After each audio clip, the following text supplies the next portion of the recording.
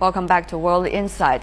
This past week, world leaders convened for the General Assembly of the United Nations. On the agenda were the ambitious goals established 10 years ago for improving living conditions in the world's poorest nations. Those targets have been criticized by many as being unrealistic. Several recent reports have suggested that the UN is unlikely to achieve many of them by the year 2012 target date. Let's see, why is that? The clock is ticking. With 5 years left, world leaders pledged to speed the progress towards cutting in half the number of people living below the poverty line by 2015. With only 5 years left, we cannot let that happen. Between now and 2015, we must make sure that promises made become promises kept. On Wednesday, the three-day summit ended by adopting a declaration entitled Keeping the Promise, United to Achieve the Millennium Development Goals. The 8 international development goals were established in 2000 at a summit in New York. The targets include poverty and hunger, education standards, deadly diseases, and environmental sustainability. Tanzania has increased school enrollment by over 90% from 1991. South Africa has cut in half the proportion of people without access to drinking water. And Bangladesh has reduced the ratio of maternal deaths to live births by 22% from 1990. Overall, the world is on track to halve the numbers of people in extreme poverty. It's mainly because of tremendous improvements in China and India.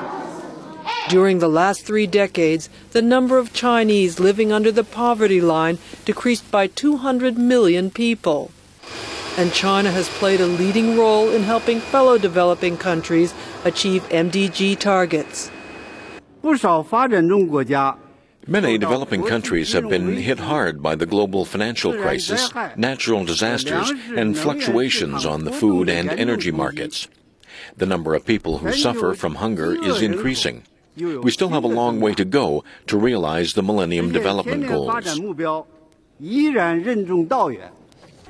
The developed countries have come in for criticism for giving little to reaching the goals.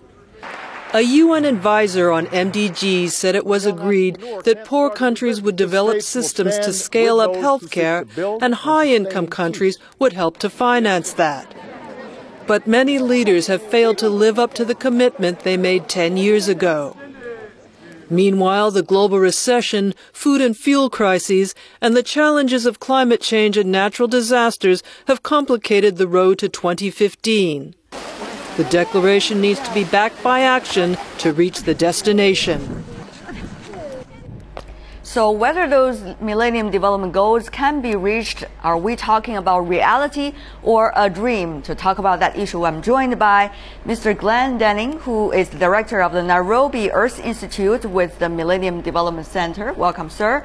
And also Mr. Minar-Interview-with-CNTV, who is the regional director of UN Millennium Campaign for Asia, and Professor Li Xiaoyuan, senior consultant with the International Poverty Reduction Center in China. I want to begin by asking both Mr. Denning and Mr. Pimple.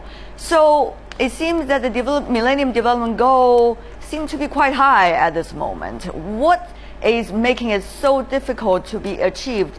Are the goals too high or not enough effort being made to achieve those goals? Let's start with Mr. Pimple.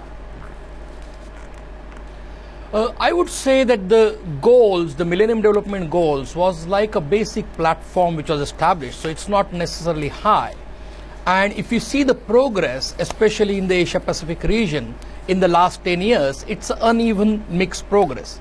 There are areas where Asia-Pacific as a region has done extremely well. Reduction in income poverty, enrollment ratios, access to water, those areas Asia-Pacific has done very, very well. The areas where it has not done so well and are the challenge areas are especially issues of sanitation, all the health related goals, whether it is infant and child mortality, whether it is maternal mortality, those areas where there are challenges. Wow. While the real worst case scenarios are in the areas of hunger and malnutrition. So I would say that in last 10 years, it's a mixed progress and uneven progress within the regions and sub-regions.